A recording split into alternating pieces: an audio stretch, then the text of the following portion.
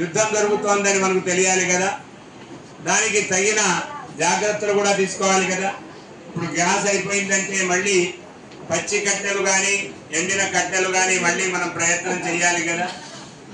ఎంత విజ్ఞానం పెరిగినా సమస్యలు అనేవి ఎప్పుడైనా వస్తాయి. కాబట్టి సమస్యలు రాకుండా విజ్ఞానం ఏమీ చేయలేదు.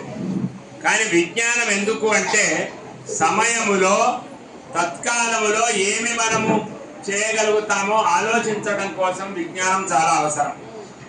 కాబట్టి గురుదేవులు కూడా మనకెప్పుడు కూడా విజ్ఞానము చాలా గొప్పది అని చెప్పేవారు. ఆ విజ్ఞాన జీవనముతో వారు వైజ్ఞానికమైనటువంటి ప్రకాశాన్ని మనందరికి కూడా సాక్షాత్కరింపజేశారు. వారి యొక్క గ్రంథాలలో కానీ వారి యొక్క ఉపన్యాసాల్లో కానీ వారి యొక్క జీవన ఆచరణలో కానీ వారు ఇలాంటి మార్గాన్ని మనందరికి కూడా ప్రదర్శింపజేశారు.